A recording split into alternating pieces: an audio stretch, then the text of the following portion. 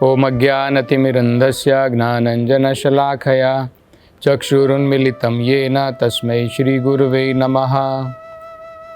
नमो ओम विष्णुपदाय कृष्णप्रेष्ठाय भूतले श्रीमते भक्तिवेदान्तस्वामिन् इति नामिने। नमस्ते सरस्वती देवे गौरवाणी प्रचारिणे निर्विशेषशून्यवादी पाश्चात्यदेशतारिणे।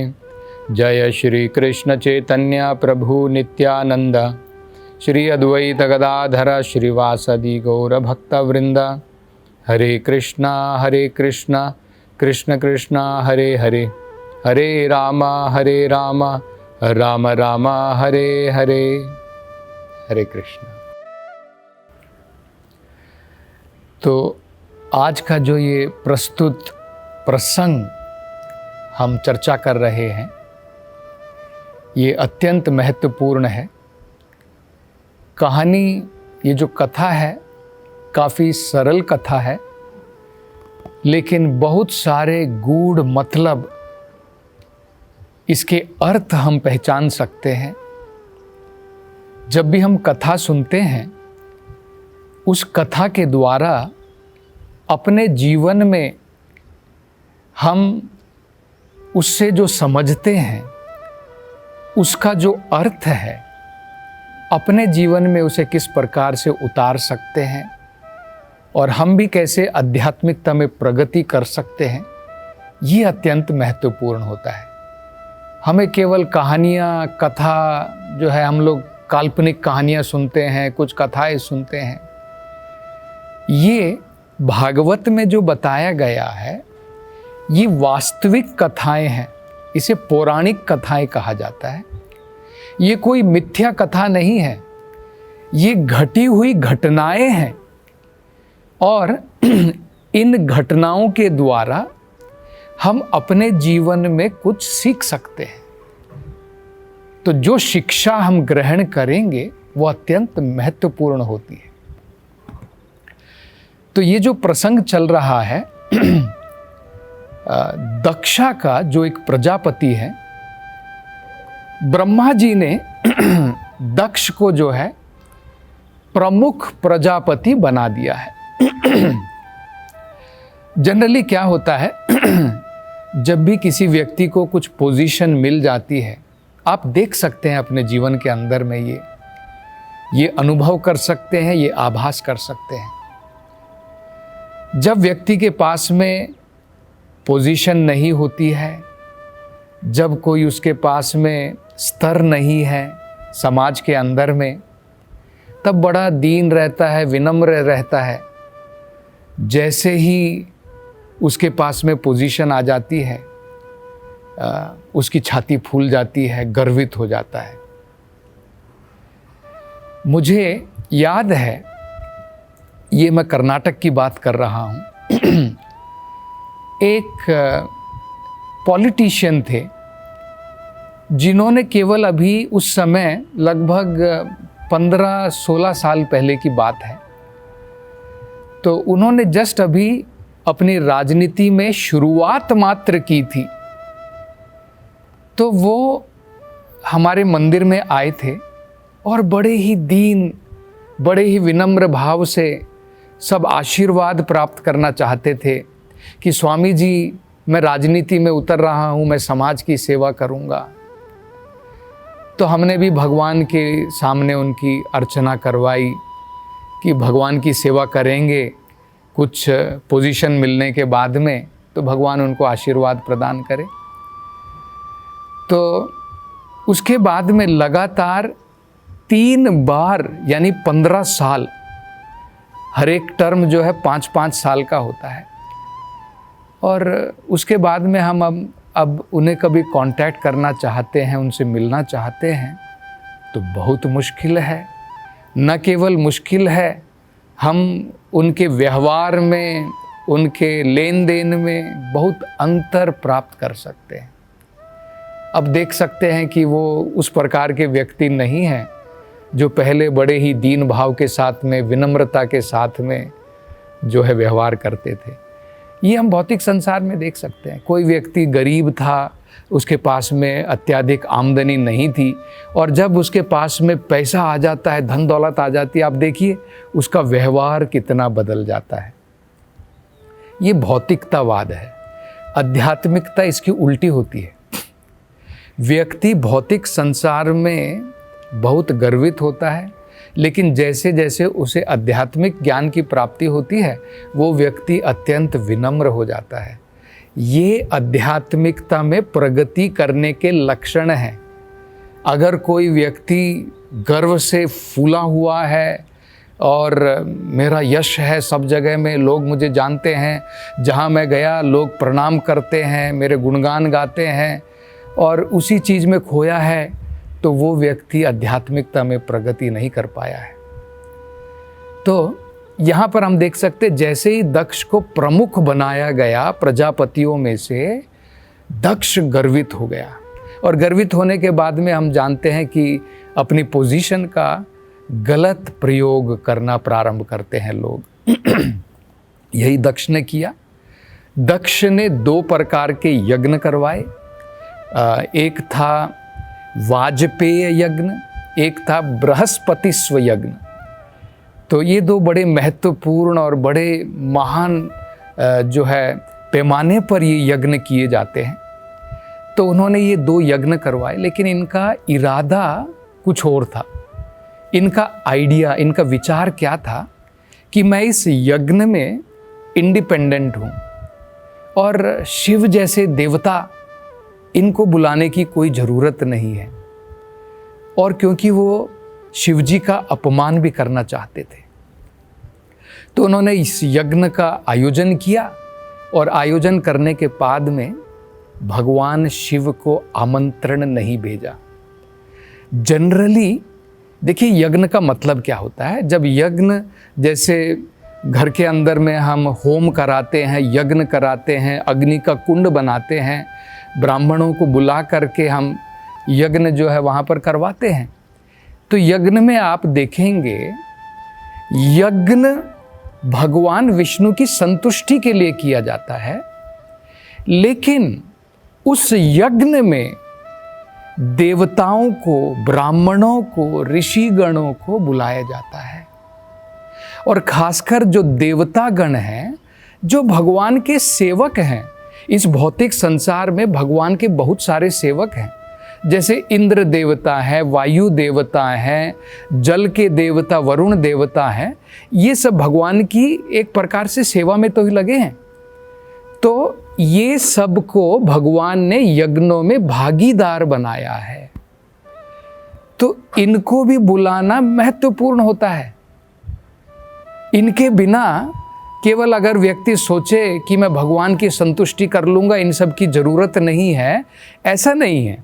लेकिन हमें क्लियर होना चाहिए, यज्ञ के द्वारा संतुष्टि तो भगवान विष्णु की है, लेकिन भगवान जो है तब संतुष्ट होते हैं जब भगवान के सेवक, भगवान के भक्त जो है, उनको भी सम्मान और आदर दिया जाता है उस यज्ञ में।